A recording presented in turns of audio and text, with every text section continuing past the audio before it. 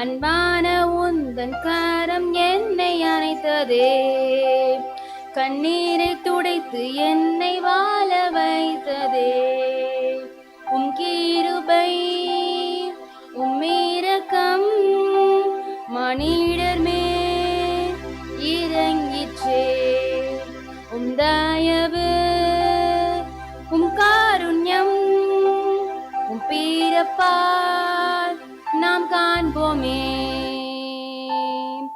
வானவ ஜோதியின் பிதா வாரும் என்று அழைத்தீரே.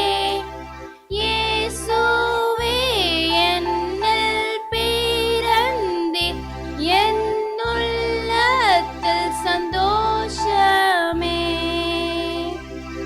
காணாமல் போன என்னை தேடி வந்தீரே, நல்மெய்ப்பராக என்னை நடத்தி வந்தீரே.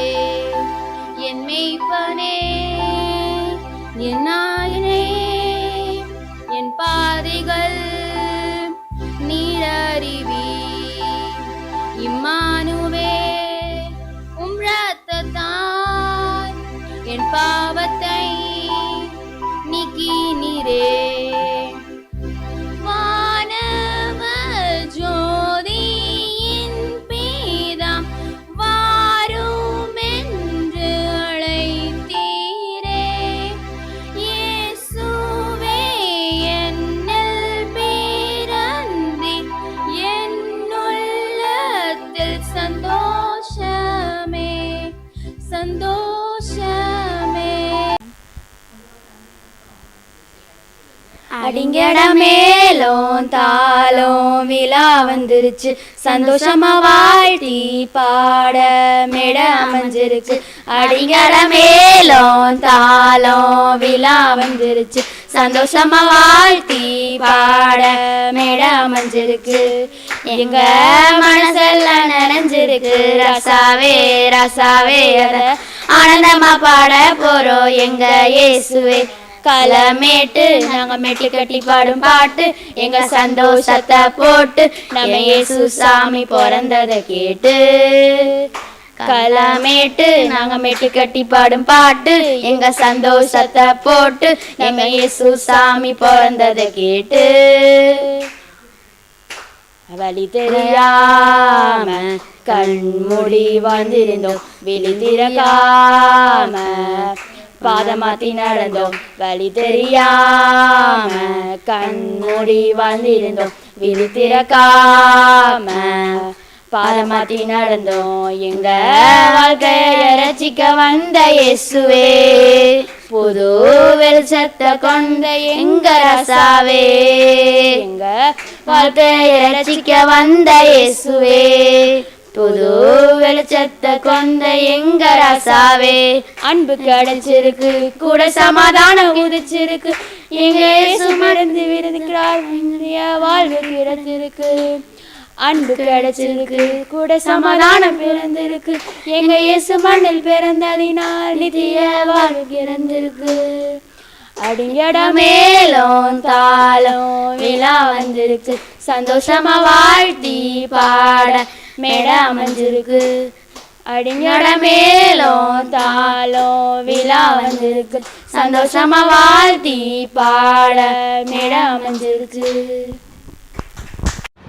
ஹாய் ஃப்ரெண்ட்ஸ், எல்லோரும் நல்லா இருக்கீங்களா? கத்தருக்குள்ளே சந்தோஷமாக இருக்கீங்களா? ஓகே குட்டீஸ், இன்றைக்கி என்ன ஸ்டோரி அப்படின்னா, பரமசேனையின் திரள் தேவனை துதித்தார்கள். ஓகேவா? அதாவது மேய்ப்பர்கள் எல்லாரும் வயல்வெளியில் அவங்க அந்த ஆடுகள் எல்லாம் மேய்ச்சிட்டு அவங்க அந்த வயல்வெளியில் தங்கி இருந்து அந்த ராத்திரியில் அந்த மந்தையை காத்துக்கிட்டு இருந்தாங்களாம்ப்பா. அந்த மந்தையை பார்த்துட்டு இருந்தாங்களாம். அப்போ ரொம்ப குளிராக இருந்துச்சான், அந்த இடமே பனியாக பயங்கர பனியாக இருந்துச்சான். அப்போ கர்த்தருடைய தூதன் அவரிடைகளத்தில் தோன்றினாராம்ப்பா. உடனே இந்த கர்த்தருடைய மகிமை அவர்களை சுற்றிலும் பிரகாசித்ததான். அப்போ இதை பார்த்த உடனே அந்த மேய்ப்பர்கள் எல்லாருமே பயந்துட்டாங்களாம். அப்போ தேவதூதன் அவர்களை நோக்கி, பயப்படாதிருங்கள், இதோ எல்லா ஜனத்துக்கும் மிகுந்த சந்தோஷத்தை உண்டாக்கும் நற்செய்தியை உங்களுக்கு அறிவிக்கிறேன் அப்படின்னு சொன்னாராம்ப்பா.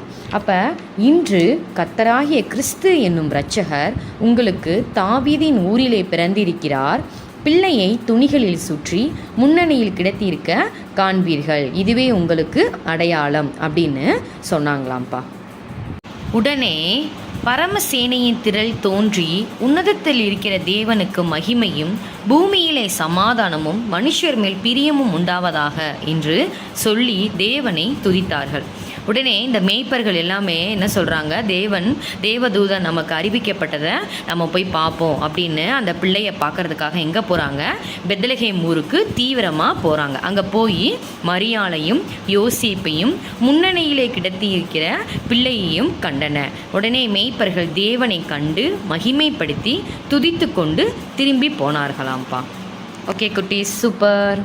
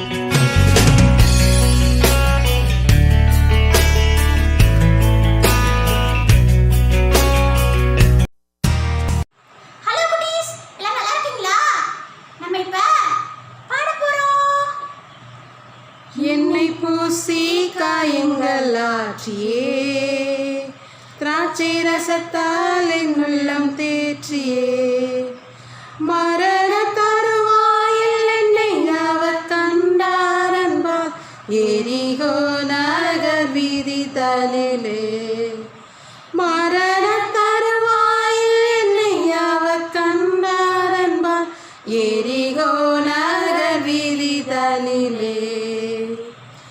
எந்த நல்ல இயேசு என் சிந்தை நிறைந்தார், எந்த நல்ல இயேசு என் சிந்தை கவர்ந்தார், எந்த நல்ல இயேசு என் சிந்தை நிறைந்தார், என்றென்றும் என் சிந்தை நிறைந்தார். என்னை பூசி காயங்கள் ஆற்றியே, திராட்சை ரசத்தால் என் உள்ளம் தேற்றியே, மரண தருவாயில் என்னை அவர் கண்டார் அன்பால், எரிகோ நகர் வீதி தனிலே, மரண தருவாயில் என்னை அவர் கண்டார் அன்பால், எரிகோ நகர் வீதி தனிலே. எந்த நல்ல இயேசு என் சிந்தை நிறைந்தார், எந்த நல்ல இயேசு என் சிந்தை கவர்ந்தார், எந்த நல்ல இயேசு என் சிந்தை நிறைந்தார், என்றென்றும் என் சிந்தை நிறைந்தார். உலகை படைத்தீரே, வானம் பூமி அதற்கு சாட்சியே,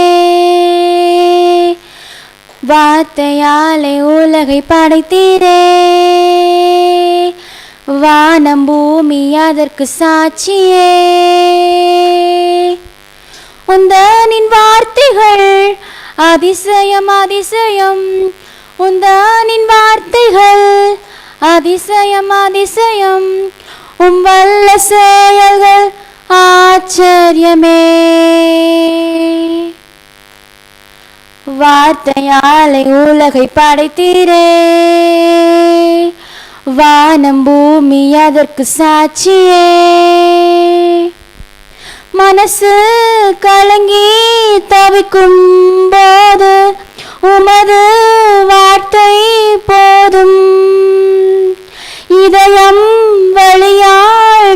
இருக்கும் போது உமது வார்த்தை போதும். எமது உள்ளம் மகிழ்ச்சியாய் துள்ளும், வார்த்தையாலே உலகை படைத்தீரே. கர்த்தராகிய கிறிஸ்து என்னும் இரட்சகர் பிறந்திருக்கிறார். தொழுவம் என்பது மிருகங்கள் வைக்கப்படுகிற இடம். இயேசுவை மரியாள் முன்னணியில் படுக்க வைக்கிறாள். இது கழுதைகளுக்கும் மற்ற மிருகங்களுக்கும் உணவு வைக்கிற இடமாகும். ஆனால் மரியாளும் யோசேப்பும் ஏன் இந்த மிருகங்களுடன் இங்கே இருக்கிறார்கள்? குழந்தை பிறப்பதற்கு ஏற்ற இடமா இது? இல்லை, ஒரு குழந்தை பிறப்பதற்கு ஏற்ற இடம் இதுவல்ல. என்றாலும் அவர்கள் இங்கே இருப்பதற்கு காரணம் என்ன தெரியுமா? ஒவ்வொருவரும் தங்கள் தங்கள் பெயரை பதிவு செய்வதற்காக தங்களுடைய பிறந்த ஊருக்கு வர வேண்டும் என்று ரோம ராஜாவான அகஸ்துராயன் ஒரு சட்டத்தை கொண்டு வந்தான். யோசேப்பின் பிறந்த ஊர் பெத்லகேம். எனவே பெயரை பதிவு செய்ய அவரும் மரியாளும் அங்கு வந்திருக்கிறார்கள். வந்து சேர்ந்தபோது தங்குவதற்கு அவர்களுக்கு இடமே கிடைக்கவில்லை. அதனால் அவர்கள் மிகுந்த இந்த மிருகங்களுடன் தங்க வேண்டியதாயிற்று. தங்கிய அதே நாளில் இயேசுவை மரியாள் பெற்றெடுத்தாள். இந்த இடத்தில் பிறந்திருந்தாலும் நீ இங்கே பார்க்கிறபடி அவர் நன்றாக இருக்கிறார். இயேசுவை காண வருகிற மேய்ப்பர்களை உன்னால் பார்க்க முடிகிறதா?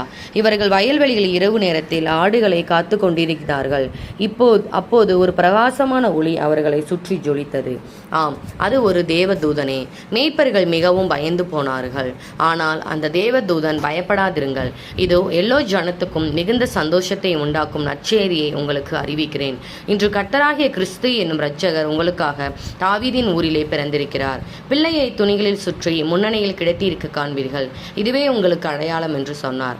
அப்போது திடீரென பரமசேனையின் திரள் அந்த தேவ தூதனுடன் தோன்றி, உன்னதத்தில் இருக்கிற தேவனுக்கு மகிமையும் பூமியிலே சமாதானமும் மனுஷர் மேல் பிரியமும் உண்டாவதாக என்று சொல்லி தேவனை துதித்தார்கள். அதனால் இந்த மேய்ப்பர்கள் இயேசு இருக்கும் இடத்தை கண்டுபிடிக்க அவசரமாக சென்றார்கள். கடைசியில் அவரை கண்டுபிடித்து விட்டார்கள். இயேசு என்னும் இவ்வளவு விசேஷித்தவராக இருக்கிறார் என்று உனக்கு தெரியுமா? அவர் உண்மையில் யார் என்று தெரியுமா? இந்த புத்தகத்தில் ஆரம்ப கதையில் கர்த்தருடைய முதல் குமாரனை பற்றி சொல்லப்பட்டிருந்தது ஞாபகம் இருக்கிறதா? தானே. வானங்களையும் பூமியையும் மற்ற எல்லாவற்றையும் உண்டாக்குவதில் தேவனுடன் வார்த்தையாயிருந்த குமாரனே இந்த இயேசு. ஒரு புதிய ராஜாவை அனுப்புவேன் என்றும் அந்த ராஜா ஜனங்களுக்கு சமாதானத்தை கொண்டு வருவார் என்றும் கர்த்தர் இஸ்ரவேலருக்கு வாக்கு கொடுத்திருக்கிறார். அவர்தான் இயேசு. இயேசு பிறந்து விட்டார் என்ற செய்தியை ஜனங்களுக்கு சொல்வதில் அந்த தேவ தூதர்கள் ஏன் அவ்வளவு சந்தோஷப்பட்டார்கள் என்று இப்போது உனக்கு புரிகிறதா? ஆமென்.